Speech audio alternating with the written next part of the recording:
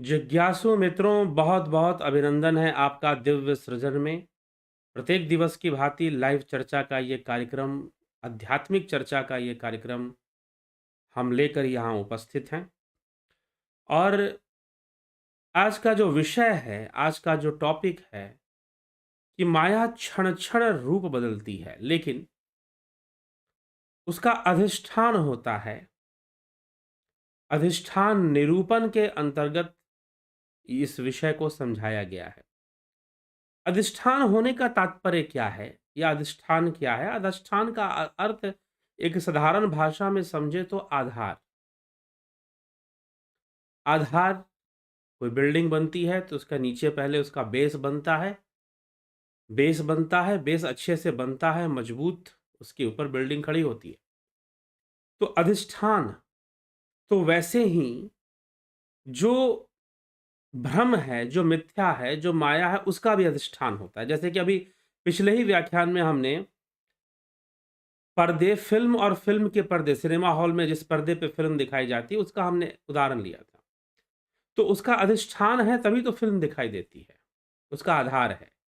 तो वैसे ही हमारे विचारों को अस्तित्व देने के लिए, मान लीजिए कि रज्जू के अंदर सर्प दिखाई दे रहा है, तो सर्प का दिखना एक मिथ्या भी है और एक अधिष्ठान भी है। हमारे विचारों को वो एक आधार दे रहा है कि भाई यहाँ तो सर्प है, यहाँ तो साँप है।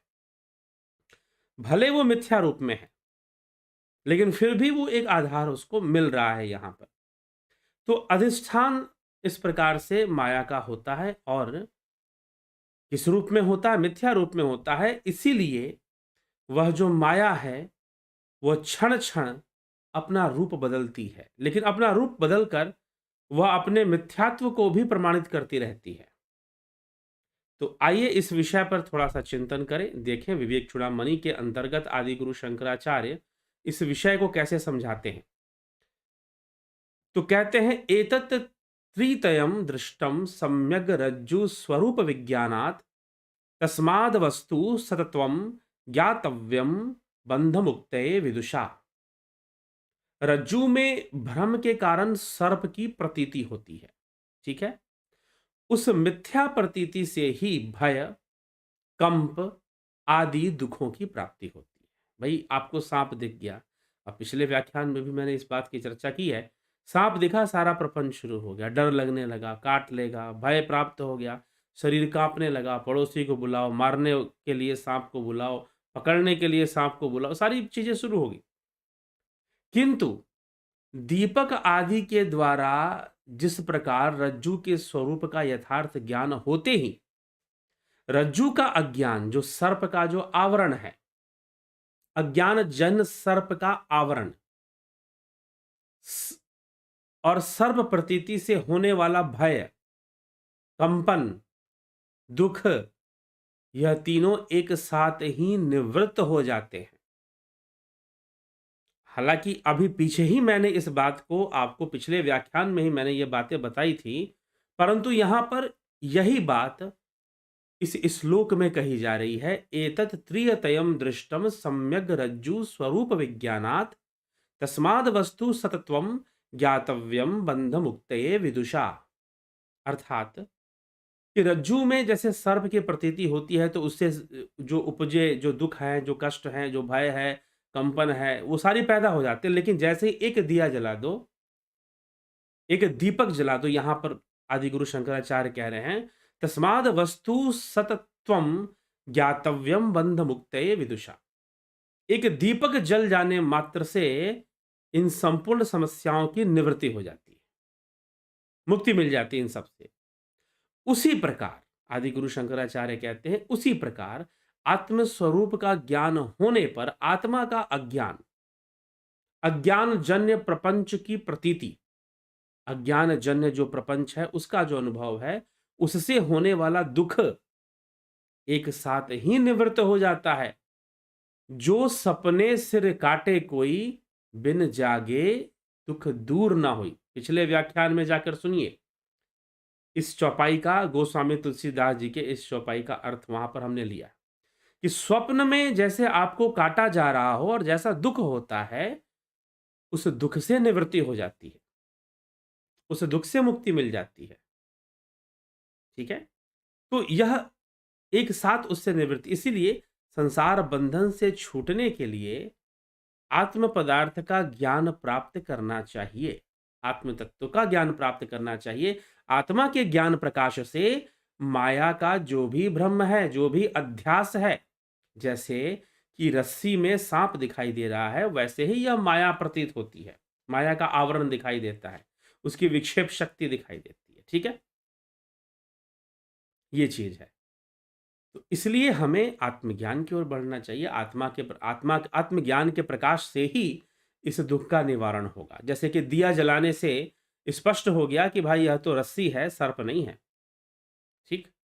अयो अग्नि योगादीव सत समन्वयान मात्रादिरूपेण विजृंभते धी तत्कार्य में तद द्वितीयम यतो मृषा दृष्टम ब्रह्म स्वप्न मनोरथेषु। अर्थात अग्नि के संयोग से जैसे लोहा, अधिष्ठान को समझिए, अधिष्ठान क्या चीज है? अग्नि के संपर्क से जैसे लोहा लाल हो जाता है और उसे अनेकों रूप दिए जाते हैं। उसे उसे कुदाल बना लीजिए, आप कुल्हाड़ बना लीजिए, कई रूप, उसे हथौड़ी बना लीजिए, आप वो तरह के उसके रूप उसको आप दे सकते हैं। ठीक है?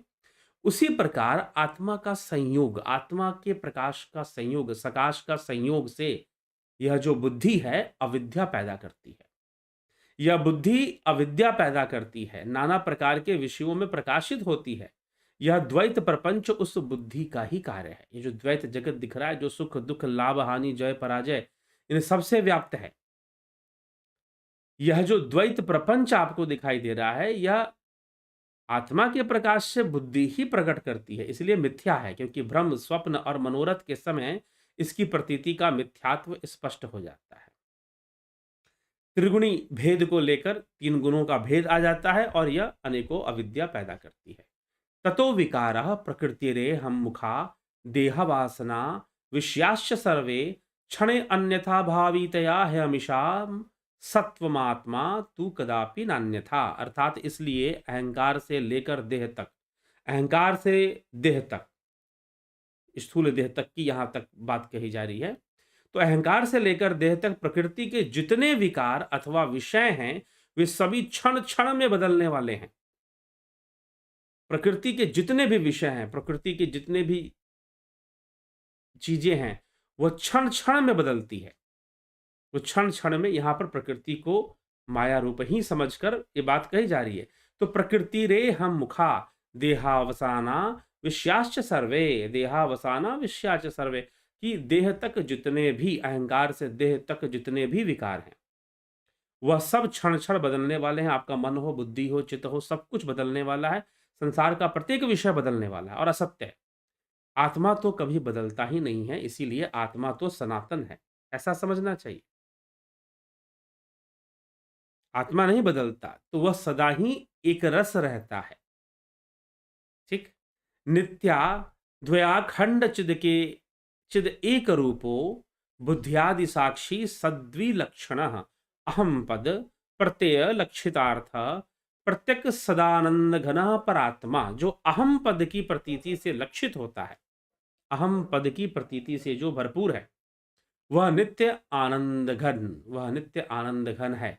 परमात्मा तो सदा ही अद्वितीय है, वह आत्मा ही अहम है, अहम पद है उसका, वह अहंकार नहीं। इसलिए अहम पद और अहंकार में अंतर को पहले भी चर्चा में लिया जा चुका है। तो अहम पद तो आत्मा ही है, परंतु अहंकार एक अध्यास है, माया का, प्रकृति का एक अध्यास है, एक पोजेशन है, जो कि बुद्धि से प्रकट होता है, अविद्या से प्रकट होता है। तो अहम पद की प्रतीति से लक्षित होता है वह नित्य आनंद घन परमात्मा, तो सदा अद्वितीय अखंड चैतन्य स्वरूप, बुद्धि आदि का साक्षी, सत असत से भिन्न और प्रत्यक है, अंतरंतम है, मतलब अंतर में निहित सर्वव्यापी है। इत्थम विपश्चित सद्विभज्य निश्चित्य तत्वम निज बोध दृष्टया ज्ञात्वा स्वमात्मान खंड बोधम तेभ्यो विमुक्त स्वमेव साम्यति। विद्वान पुरुष इत्थम विपश्चित सद द्विभज्य। विद्वान पुरुष इस प्रकार सत्य और असत्य का विभाग करके, सत्य और असत्य का विभाग करके, अपनी ज्ञान दृष्टि से तत्व का निश्चय करके, अखंड बोध स्वरूप उस आत्मा को जानकर असत पदार्थों से मुक्ति होकर स्वयं ही शांत हो जाते हैं। अपने आप को यह जो प्रकृति का क्षण क्षण बदलने का जो रूप है, इससे अपनी मुक्ति कर लेते हैं, सत्य को जानकर, आत्म वस्तु को जानकर और अनात्म को समझकर। तो ज्ञान के माध्यम से, आत्मज्ञान के माध्यम से वो अपनी इस समस्या का समाधान निकाल लेते हैं।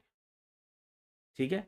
तो इसीलिए हमें भी, अगर हमें यह प्रकृति, क्षण क्षण बदलने वाली प्रकृति, रज्जु में सर्प के भांति इसका अधिष्ठान और इसका भ्रम और इसका आवरण और उस आवरण के वशीभूत इसकी विक्षेप शक्तियां, अब जैसे मान लो कि रज्जु में सर्प दिखाई दिया तो सर्प तो आवरण हो गया। अगर रज्जु में सर्प दिखाई दिया, पर्दे पे फिल्म दिखाई दिया, पर्दा नहीं दिख रहा, फिल्म दिखाई दे रहा है। दोबारा मैं इसको आपको ले रहा हूं, आवरण और विक्षेप शक्ति। रज्जु में सर्प दिखाई दिया, अब सर्प तो दिखाई दिया, वो तो आवरण हो गया, चलो। अब उस आवरण के कारण भय पैदा हो गया। अब कोई आपसे कहे भय पे नियंत्रण, और सामने सांप दिखाई दे रहा है, सामने नाग देवता पड़े हुए हैं और तुम कह रहे हो कि भय मत करो। ठीक है, अब भय पैदा हो गया, शरीर कांपने लगा, घबराहट शुरू हो गई। आपने बुलाना शुरू कर दिया, भाई सांप मेरे घर में, फोन घुमा दिया, 4 जगह सांप घुस गया, पकड़ो। पड़ोसियों को बुला लिया, किसी को बुला लिया, किसी को बुला लिया, अब सारा प्रपंच चल रहा है। ये विक्षेप शक्तियां हैं सारी।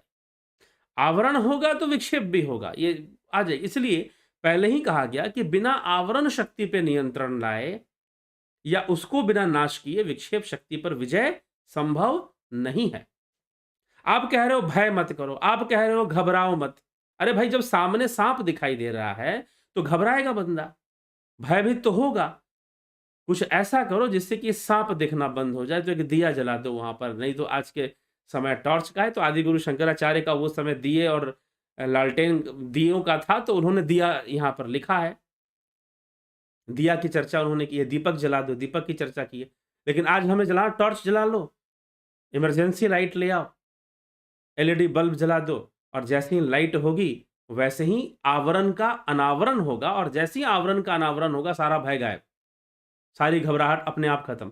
लेकिन जबरदस्ती बोलते रहो भय पे कंट्रोल कर लो, घबराहट पे कंट्रोल कर लो, तो कैसे होगा? वो तो अंदर किसी ने, हाँ कम ज्यादा हो सकती है, घबराहट थोड़ी कम हो, ठीक है। लेकिन जिसने पहली बार इस प्रकार से अपने घर में सांप देखा हो कि मेरे घर में सांप घुस गया है, तो बेचारा घबराएगा ही घबराएगा। ठीक है, तो ये विषय है। आवरण हटेगा तो विक्षेप हटेगा, ये पिछले उसमें भी कहा गया। और ये क्षण क्षण बदलने वाली चीज है माया। यहां पर मुख्य रूप से यही कहा जा रहा है, उसका जो अध्यास है उसमें क्षण क्षण परिवर्तन आता है, प्रत्येक क्षण परिवर्तन आता है। तो यह भी उसके मिथ्यात्व को प्रमाणित करता है कि संसार नित्य परिवर्तनशील है, क्षणिक है और नित्य परिवर्तन, ट्रांजिटरी एंड एवर चेंजिंग। ठीक, नित्य परिवर्तनशील है। तो ये हमें प्रकृति के इस गुण को यहाँ बताया गया है, और इसको समझने के लिए, इसका सही सही ज्ञान हो पाए, ये आत्म साक्षात्कार से संभव है।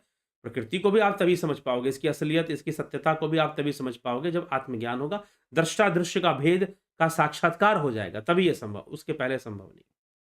ठीक है, तो ये सारी बातें हमें विचार करनी चाहिए। हमारे लिए सहायक, अगर हम साधना के मार्ग पर, सत्य के मार्ग पर, ब्रह्म ज्ञान, आत्मज्ञान के मार्ग पर चलते हैं, तो ये चीजें और हमारे लिए सहायक हो जाएंगी। तो चलिए, इसी के साथ विराम देते हैं इस चर्चा का, और कल फिर 9 बजे एक नवीन विषय लेकर यहाँ पर आएंगे और आपसे चर्चा जरूर करेंगे। और विषय आध्यात्मिक ही होगा। अभी विवेक चूड़ामणि पर श्रृंखला चल रही है, तो उसी पे चलती रहेगी, आगे बढ़ती रहेगी। आप सभी लाभ उठाते रहें। बहुत बहुत आभार।